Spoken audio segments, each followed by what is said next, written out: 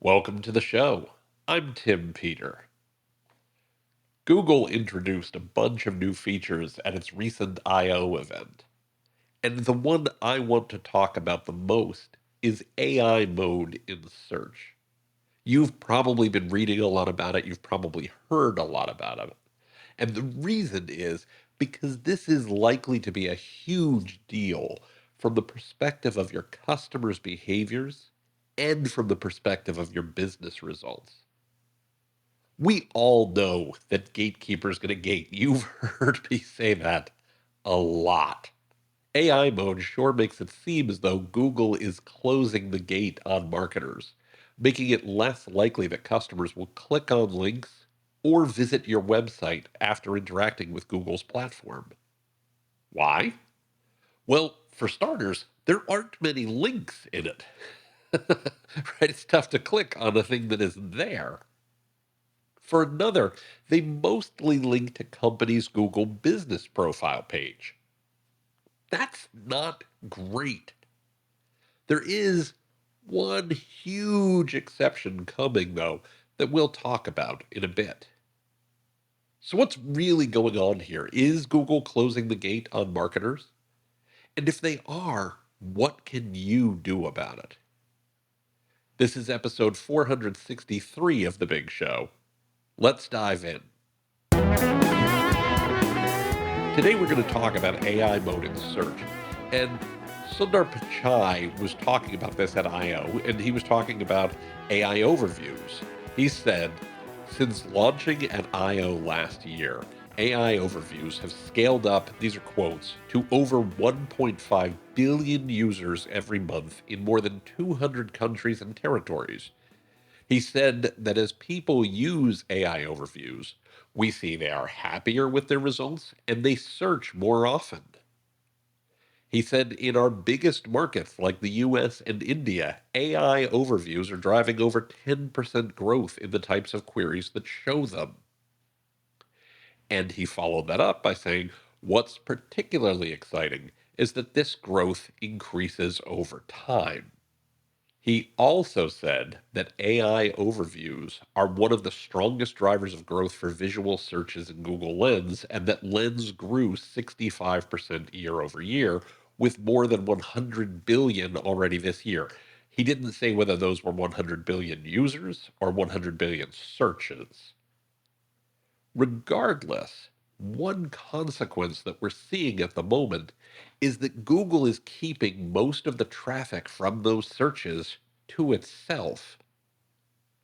There's been lots of people talking about this. Lily Ray over on LinkedIn talked about how Google AI mode keeps users in AI mode. My friend Michael Goldrich said Google just killed the blue links. What hotels must do to stay visible and booked. I talked about the same thing where I'm over on LinkedIn talking about how Google is slamming the gate shut in AI mode for many businesses. But that's not what Google's saying. In a recent interview with Nilay Patel, the link will be in the show notes, Sundar Pichai said that this is a quote, Google is committed to continuing to send traffic to other websites and that users expect that from Google. He also says, and this is a quote, in 5 years, we will still send traffic to websites. Some folks seem to think Sundar Pichai is lying. Right? They're like, I don't think so, buddy.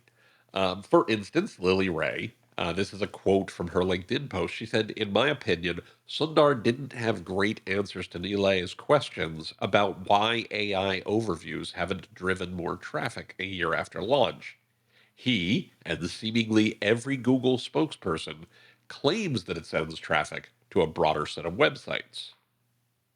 At least all the evidence that most folks are seeing right now suggests that's not the case. Weirdly, I don't think he's lying. I think we need to remember how Google makes money. Google makes most of its money from ads, the overwhelming majority of its money from ads. Of course, they're going to send traffic to websites. The difference is that this traffic is going to be paid traffic, not organic and far from free. We've seen this playbook from Google in the past. Think about how much they've increased ad loads and search results over the last bunch of years, over the last decade. For those in the hotel industry, Google introduced meta search listings, that is, ads by another name, paid meta search listings, that showed prices from OTAs, online travel agencies, like Expedia and Booking.com. If you were a hotel, you absolutely could have your hotel website appear there too, as long as you paid Google. Google replaced organic traffic with paid traffic. And ironically, most hotel owners and marketers thought that was a victory. They thought they'd won because suddenly we can compete against the Expedias and the Booking.coms of the world. Just imagine how giddy we'll all be when Google allows you to buy ads alongside AI mode answers. We'll be thrilled, right? And we'll reward them. We'll buy those ads. We will reward them for putting another gate between us and our customers. It's what we've done every other time. By the way, just as a quick aside, their ability to monetize these tools is going to slow down their rollout. It is probably the thing most likely to hurt their ability to beat ChatGPT or Perplexity or any other competitor. I don't think that's going to happen, but that's the thing most likely to make them stumble because they can't get rid of the goose that lays the golden egg without replacing it with another goose. Anyway, I don't want to go down that rabbit hole this episode.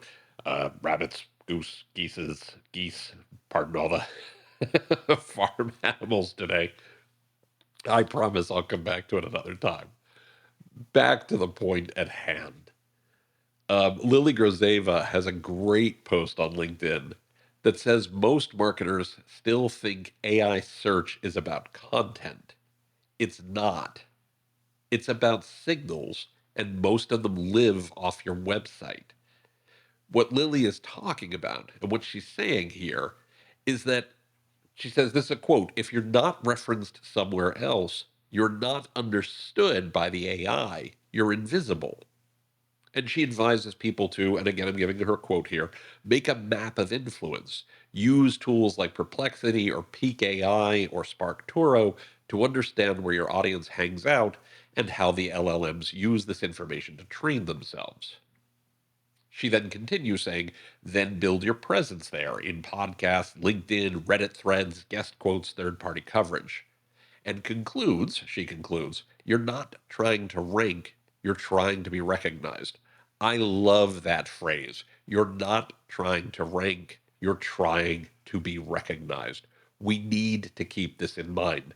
I agree with Lily's point of view almost 100%.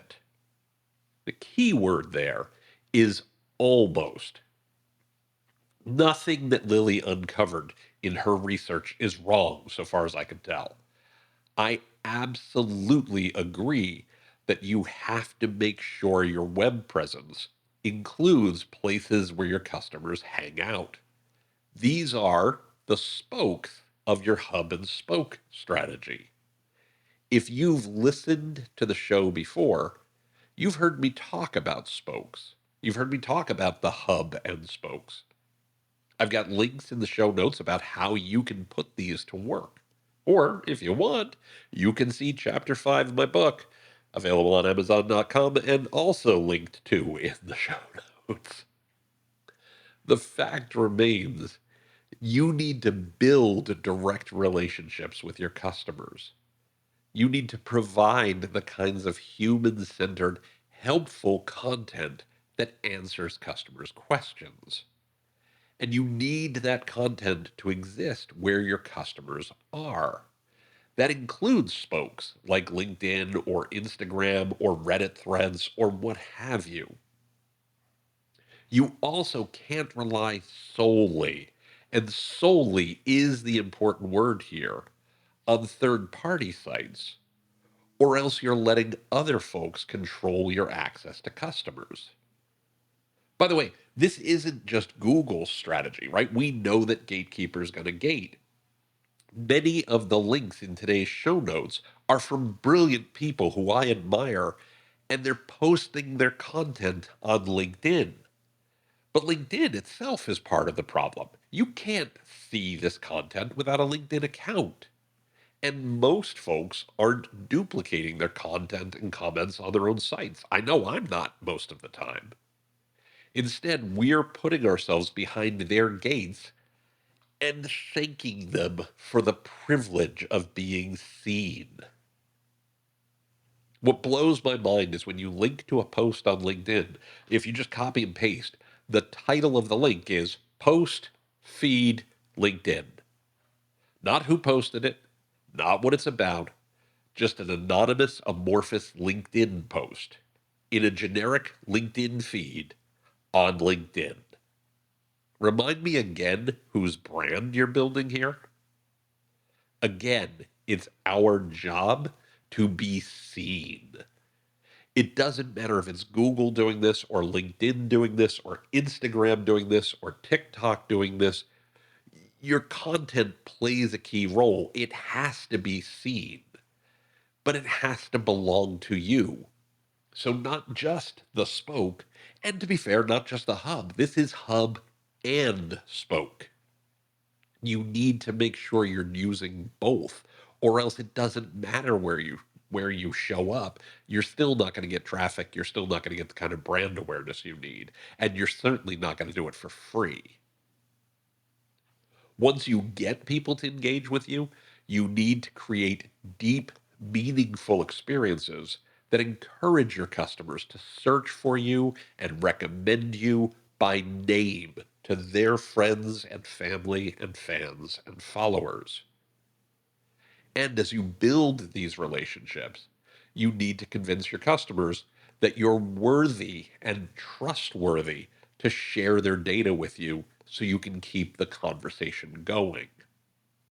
Otherwise, you're going to be stuck behind Google's gate praying for them to introduce more ads so that you can pay to be seen, or LinkedIn's gates, or Instagram's gates, or TikTok's gates.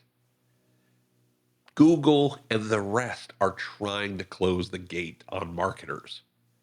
Your job is to make sure your customers are willing and want to jump over those gates to reach you. And I can't wait to see you do it. Now, looking at the clock on the wall, we are out of time for this week. I'm willing to bet that you might know someone who would benefit from what we've talked about today. Are you thinking of someone? Why not send them a link to the episode and let them know what you think too? You can also find the show notes for this episode, episode 463, and an archive of all our past episodes by going to timpeter.com/podcast. Again, that's timpeter.com/podcast. And of course, be sure to like and subscribe wherever you get your favorite podcasts. If you're looking for something new to read, by the way, I'd love to suggest the #1 new e-commerce book on Amazon.com called Digital Reset, Driving Marketing and Customer Acquisition Beyond Big Tech, and written by me. Pick up a copy and let me know what you think. I would genuinely appreciate it. With all that said, thank you so much for listening. This show would not happen without you. I'll be back next week with a new episode, and until then, please be well, be safe, and as the saying goes, be excellent to each other. Take care now.